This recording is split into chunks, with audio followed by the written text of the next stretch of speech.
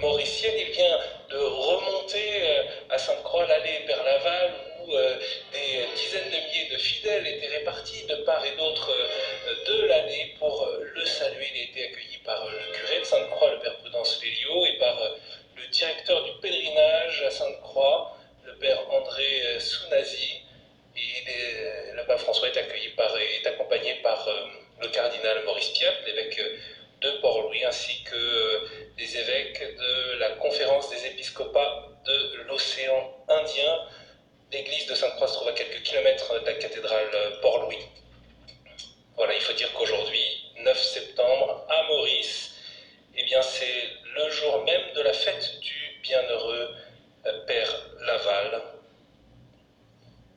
D'ordinaire, tous les ans, dès la veille de la fête, des milliers de Mauriciens viennent ici en pèlerinage, des messes sont célébrées, et beaucoup de monde vient en cette église, vient prier autour du tombeau du Père Laval.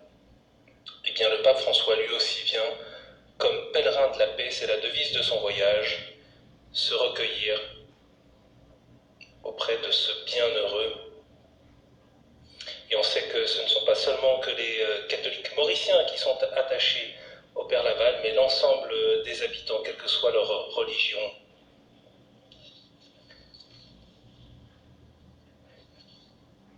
Le Père Laval arriva à Maurice en 1864, missionnaire spiritain. Il fut envoyé auprès des anciens esclaves à peine libérés. Il s'est engagé auprès d'eux, il leur a annoncé l'évangile. Il a construit des chapelles pour eux, il s'est entouré de laïcs qu'il a formés pour la catéchèse, pour les conduire au sacrement, le baptême, le sacrement du mariage. Et voilà donc le pape François, comme beaucoup de Mauriciens, qui vient ici prier silencieusement.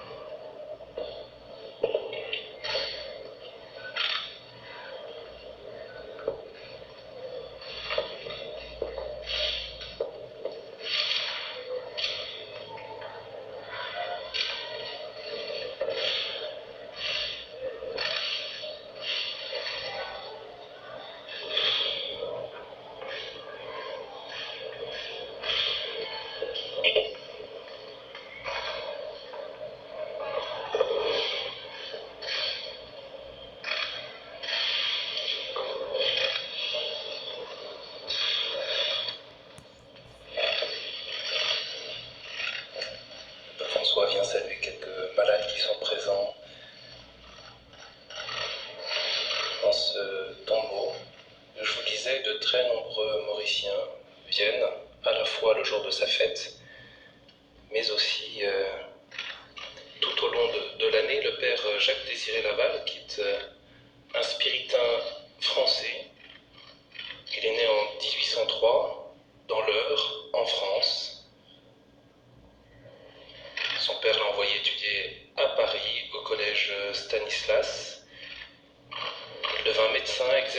médecine, puis choisit de quitter le luxe et la vie mondaine qu'il affectionnait pour partir comme d'abord prêtre, puis ensuite missionnaire dans l'océan Indien. À son arrivée à Maurice, il trouve une situation lamentable, et à cause de son clergé et à cause de la vie des baptisés. On retrouve ça dans l'histoire de l'Église catholique de Maurice. Les anciens esclaves qui viennent d'être libérés sont désorientés, car personne ne s'occupe d'eux, ils s'enfoncent dans l'oisiveté, la pauvreté matérielle et morale. Et le père Laval fit un catéchisme. Il repéra parmi les anciens esclaves ce qui lui permettrait d'annoncer l'Évangile. Avec une soutane rapiécée, il voyageait à Dodane. Il vivait de manière très austère, dans un petit pavillon de bois, puis ensuite secondé par des missionnaires, il sut guérir et remettre debout, physiquement, moralement, tout un peuple, décrié par une partie de la population, parce que le père Laval demandait à ses catéchumènes une vie droite. Les femmes et les filles devaient rompre leur relation de maîtresse ou de concubine avec les maîtres de maison. Leurs fils, les affranchis, buvaient moins d'alcool, les recettes des vendeurs baissaient et la bourgeoisie en était affectée. Et malgré les difficultés, eh bien, il a su persévérer et convaincre et manifester, montrer, témoigner de la cohérence de l'Évangile à cette société mauricienne dans cette période difficile, tant et si bien que le père Laval est devenu l'apôtre de l'unité mauricienne. Le pape François voulait vraiment venir ici se recueillir, et je vous le disais, ce 9 septembre, c'est la solennité du bienheureux père Laval.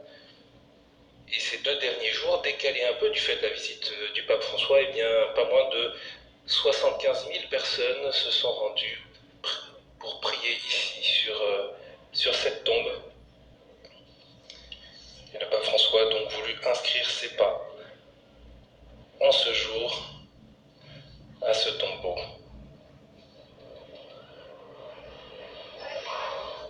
Le prochain rendez-vous, ce sera au palais présidentiel à Port-Louis pour y rencontrer le président de la République et le Premier ministre, le temps de rejoindre le centre de la capitale. C'est là que le pape prononcera son discours aux autorités, aux responsables de la société civile et au corps diplomatique.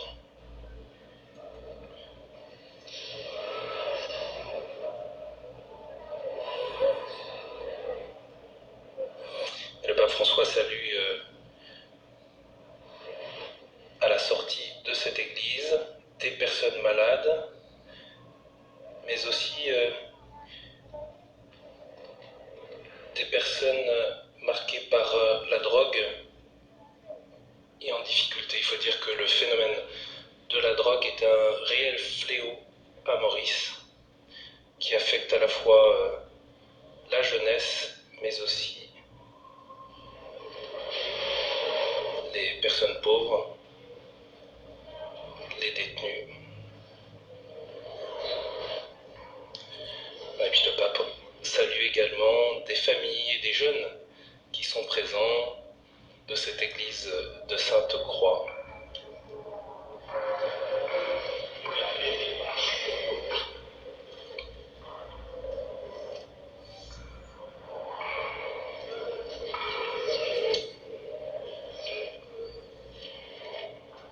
Le pape François qui est accompagné, vous le voyez, par le cardinal Piat, qui lui-même d'ailleurs, au moment, à plusieurs reprises, dans sa vie de prêtre et d'évêque, a dit qu'il marchait sur les pas du bienheureux père Laval.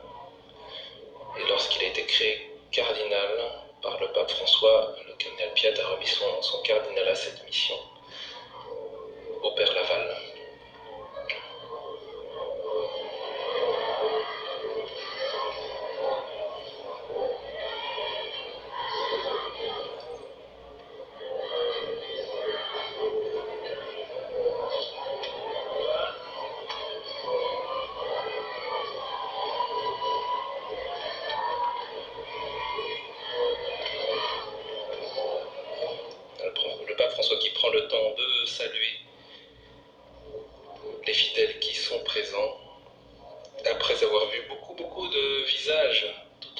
s'est allé vers Laval en papamobile pour les saluer. Il va maintenant donc rejoindre le cœur de la capitale, le palais présidentiel, pour la prochaine et dernière étape de son voyage. Mais vous le voyez, le pape remonte dans la papamobile pour saluer toutes les personnes qui ont été invitées d'ailleurs à venir accueillir le pape François ici.